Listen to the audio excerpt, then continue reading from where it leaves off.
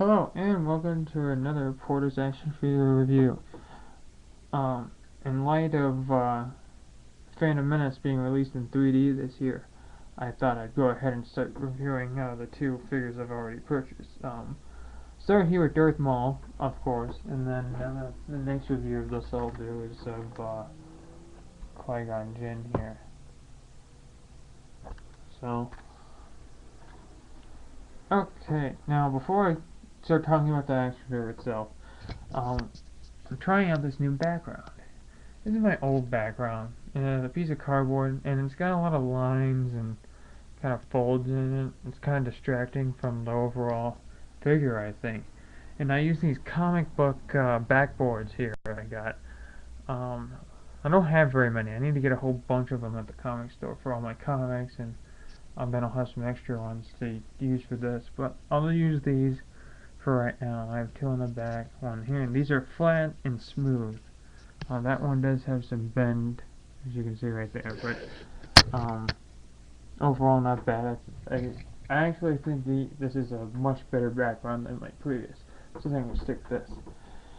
No, if you guys see my last haul, I got Darth Maul here, and I got Qui-Gon Jinn, excuse me, from the vintage collection of Phantom Menace. So Qui-Gon Jinn, and then Darth Maul. I'm going to do Darth Maul first, since he is my favorite out of the two figures, although I do like them both. But Darth Maul being kind of a new figure, which I'll explain here in a second, I think more people would be excited about him. The only difference than the vintage collection, Qui-Gon Jinn is the comma is soft goods, and he comes with this brown cloak. I think that's the only difference. Maybe the paint job on his hair. But yeah, as you see, so no more rocket firing Boba Fett or any of that anymore. It's not a figure now. It's a life-size Darth Maul statue signed by George Lucas. Okay, I guess I'll try to give that a shot. That would be cool, but kind of rather have some kind of action figure of some kind. But yeah, it's packaging. Nice picture of Darth Maul. I don't like it how they put the sticker on front of the character art, or at least the picture of the character. Although at least they don't stamp it over his face, which is Darth Maul's, I would want to say, most iconic feature is his face. But yeah, on the back here, kind of some nice old retro red, yellow, green, and blue squares with the other characters and figures in this initial wave.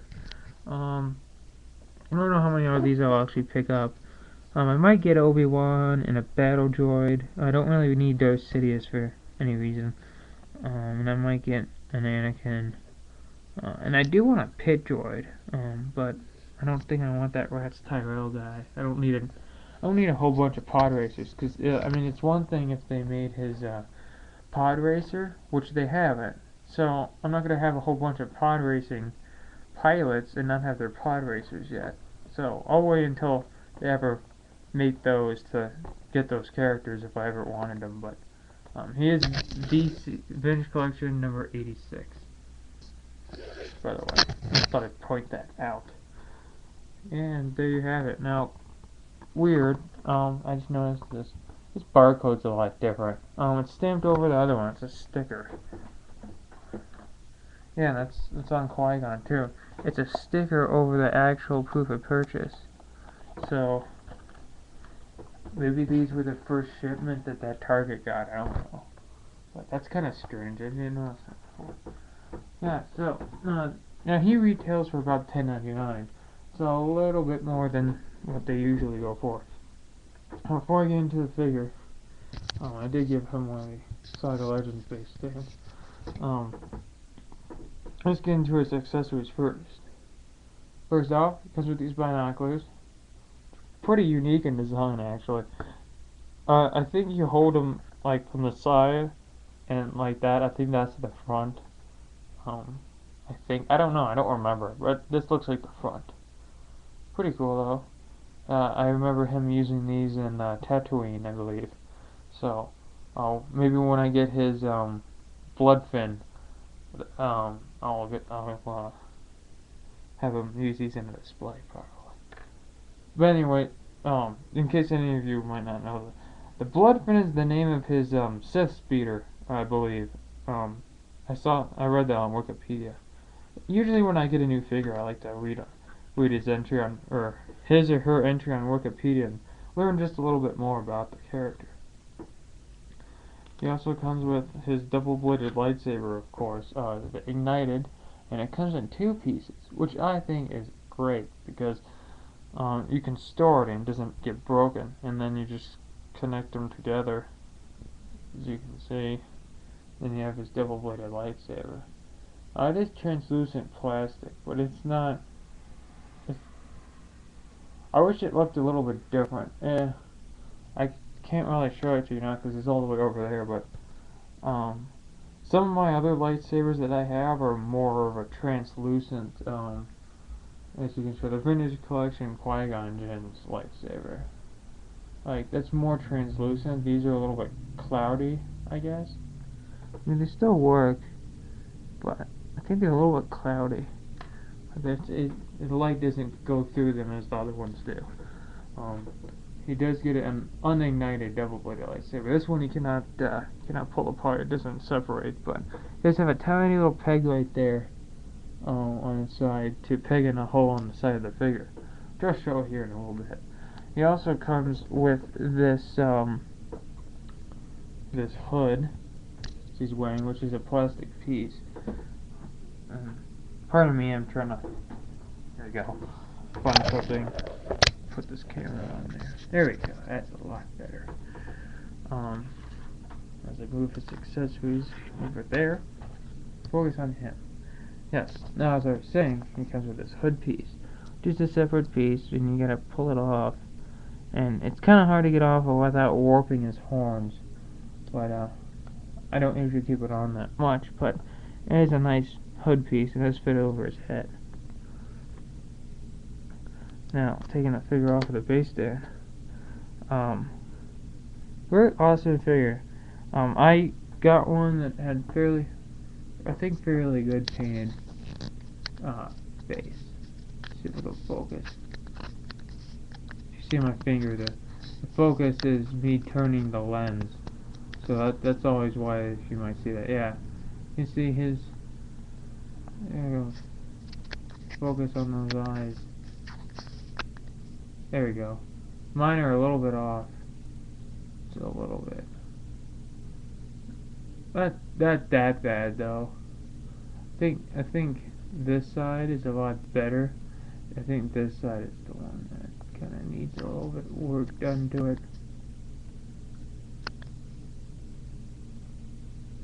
The yellowing isn't as pronounced, but it's fine. I mean, it's so small, you know, I don't notice it as much. It's very small. So let me focus the camera back. You can see he's got. I think his face is actually painted fairly well. I don't know how well this is a good picture of on his card art. But he's got mostly the same stuff. I mean, it's very hard to get 100% accurate paint tattoo of his face markings. I'm not gonna say tattoos because I think they're birthmarks. It's just the way the species of his race is actually born with. Savaggio Press has the same thing, but he's a different color, but pretty cool. So articulation, the head does move up and down. It's kind of limited a little bit though, but you can't look around. It's on a bulge joint. He does also come with this fabric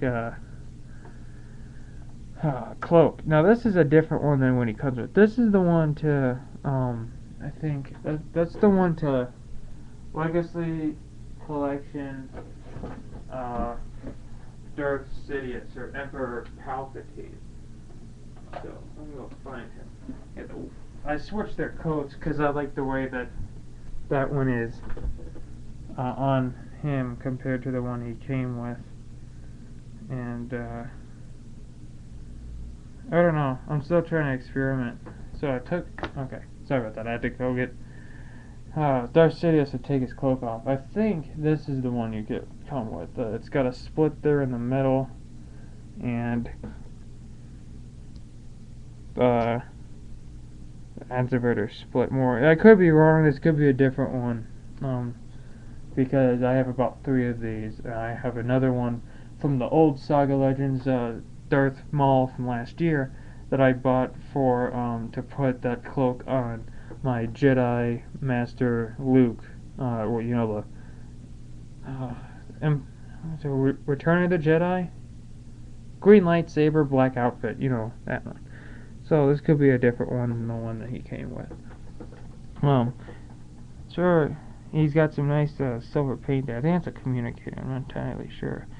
He's got a lot of nice, good soft goods right here, which is all accurate. I'm glad it all is, because it doesn't hamper his articulation for his legs. Speaking of articulation for his legs, sorry about this, Darth Maul. He's got the new articulation, so he's got the out, and the forward, and the back, and the forward. He's got the ball jointed hips, which is really awesome. I'm glad they gave it to him, because he's very acrobatic, at least in the movie. I mean, he has the double-bladed lightsaber, so you can definitely get him in a lot of good poses. His knees bend, they rotate at the knee. He bends up and down at the foot, rotates at the ankle. I'll put all this back down. It can get annoying trying to get all this down, but it doesn't take too long. His chest goes up and down and rotates. It's all but hindered though. Arms go up and down, rotate. Elbows go in about 90 degrees. They rotate the upper part of the glove as well. So, and then we just on the cove, which I put on a different one than what he come with, I believe. I'm not entirely sure which one he does come with, since as I switch them all out from time to time. But now his left hand is closed a little bit tighter than his right. Now his right hand can hold the lightsaber fairly well. Now you can pose him and have him hold it with both hands, but on mine it's hard to get it into his left hand. You just be careful. I always have him hold them around these lines here, because it gives him some grip, but you gotta be careful.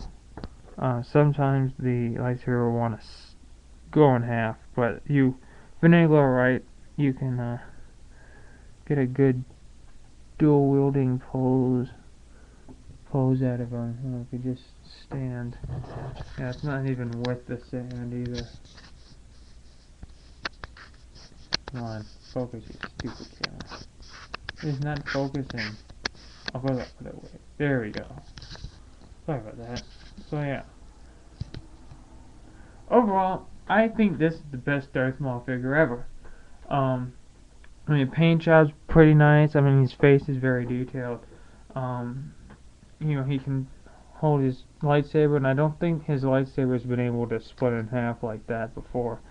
I almost forgot to show you the little peg. There's a little peg hole on the side of his belt, right there. It's hard to see. You use that to plug in his lightsaber, which kind of goes at an angle because the way his torso is mounted, you can't actually. You gotta like turn his waist around a little bit. I think I always usually put it at like this angle. Then you just put the cloak over it. It'd be like he's reaching for it and about to get you. Overall, no. I think this is the best Darth Maul. I think this is the only one that's had the new hips as well. They're not really new, but they're newer. You don't see them very often. I've noticed because, example again, Qui-Gon Jinn. I'm gonna tell you now, he doesn't have them. Fortunately, wish he did. But yeah, 10.99, $11 for him. I think it's worth it because I've been waiting for this Darth Maul for a long time, and I finally got what I think is the best. And if you see him, go get him. He is highly recommended, and not just for me. I've seen a lot of people that give this figure a lot of praise as being one of the best, if not the best, Darth Maul that has been released by Hasbro so far. So thanks guys for watching, and I'll see you soon. Peace.